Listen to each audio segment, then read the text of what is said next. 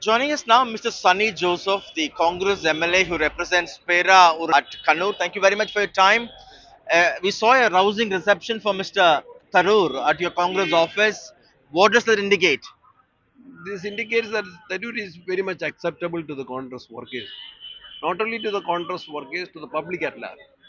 He has his own capacities and qualities that can be made use of for the betterment of the Congress party.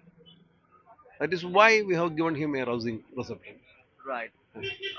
Is Mr. Tharoor consciously projecting himself to be a mass leader, possibly to uh, be a CM candidate in the next elections? No, nothing regarding CM candidate because the election is not at all very near.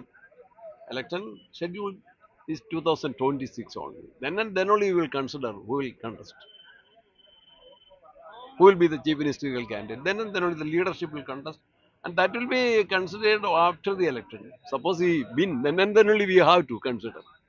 First of all, our target is to win the election, defeat the present setup, LDF ruling. They are continually ruling for second time. Two Terms. election term, consecutively, they are winning. We have to defeat them first. The Congress people, Congress party workers, leaders, the entire public wants to reinstate the Congress again. For that, in your view, do you think Mr. Tharoor is a better candidate, better face? That is one among the senior leaders in Congress party. There are Kerala Congress is having so many leaders. Collective leadership is the main issue. Collective leader, we want collective leadership. See, K. Sudhakaran from our own district is a very effective and energetic mass leader. Then our opposition leader Sadishan, he also is very much effective and affluent in the assembly and outside also. Ramesh Senithila is Mandandi. All these leaders are there. Shashi Tharoor will strengthen the party What because do you think are his strengths?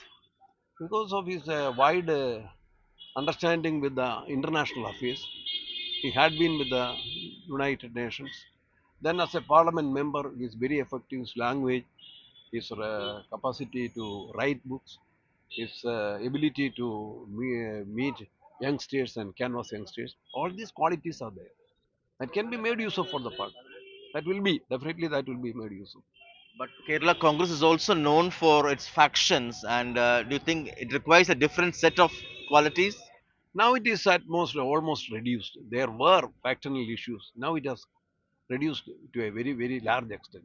The leadership as well as the party workers want the party to be united. Then and then only we will be able to fight our enemies.